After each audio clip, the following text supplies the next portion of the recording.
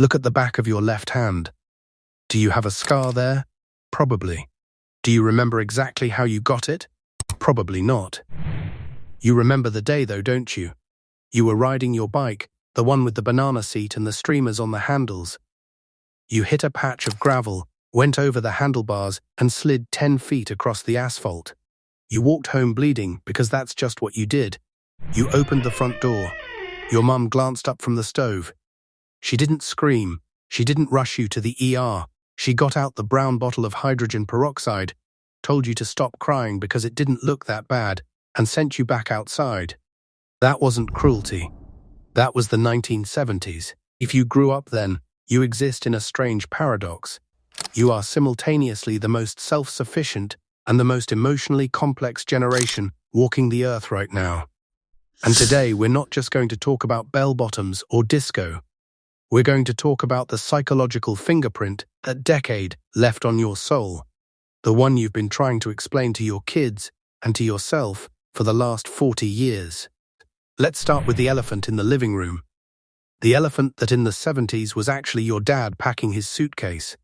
The 1970s was the decade the American family unit quite literally exploded. For the first time in modern history, happily ever after started looking like a lie. The divorce rate doubled. It peaked in 1979. And for the kids living through it, it wasn't a statistic on the news. It was the silence at the dinner table. You learned to read a room before you learned long division. You became an expert in emotional barometers. You knew when to be quiet, when to hide in your room, and when to make yourself scarce. Psychologists call this parentification. It's a big word for a heavy reality. It means you became the parent to your parents. Maybe your mum was crying on the couch. Maybe your dad was drinking too much. And you at 10 years old learned that your needs, asking for a ride, needing help with homework, wanting attention, made other people tired. So you stopped asking. You became mature for your age. But inside you were just lonely. Emphasis. You built a fortress of self-sufficiency. You told yourself, I don't need anyone. But the truth was, you just learned very early that needing someone hurt too much. But here is the beautiful, messy contradiction.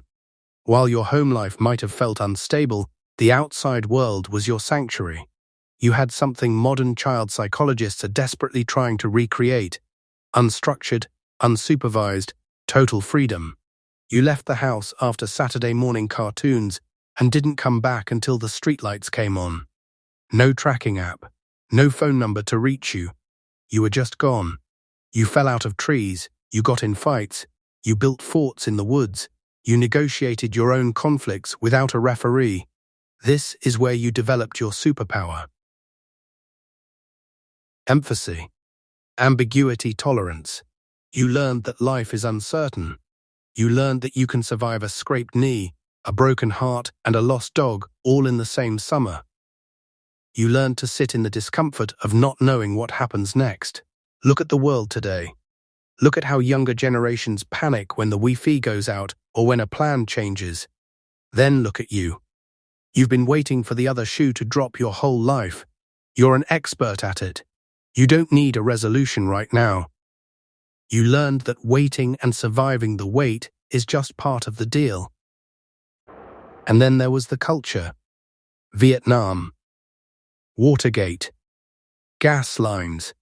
The decade taught you something very specific. The adults are not in charge.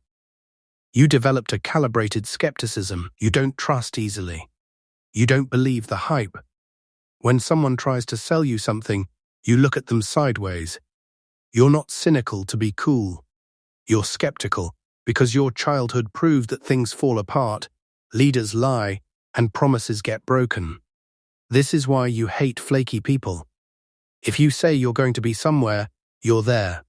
If you give your word, you keep it. Because when you were a kid, you learned that words were cheap and actions were all you had. Emotional warmth returns. And yet here is the part that gets me every time. Despite the divorce, despite the neglect, despite the cynicism, you love hard. Think about your friends, the ones you've kept since high school, the ones from your 20s. Those aren't just friends. Those are war buddies. You don't have 1,000 acquaintances. You have 5 people you'd take a bullet for. Because when you grew up in a world where things didn't stay together, you learned to hold on to what did. You understand contradiction. Because you are a walking contradiction. You're tough, but soft. Independent, but secretly lonely.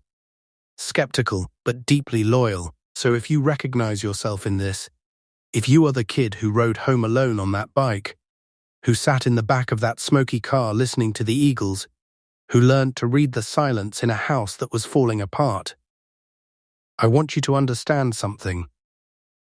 You weren't just a kid who grew up in a cool decade. You are a specific type of human. You are resilient because you had to be. You have depth because you lived it. You learned that love isn't about saying I love you every 5 minutes. It's about showing up. It's about staying. It's about looking at someone and saying I know the world is chaos, but I've got you. That person, the one who survived the 70s and came out the other side with a scar on their hand and a story to tell. That person is a masterpiece of adaptation. Thanks for watching. If this one hit home, take a second to subscribe. It helps more than you know. And if you want to understand the psychology behind the generations that followed, check out the videos on screen right now. Meet you there.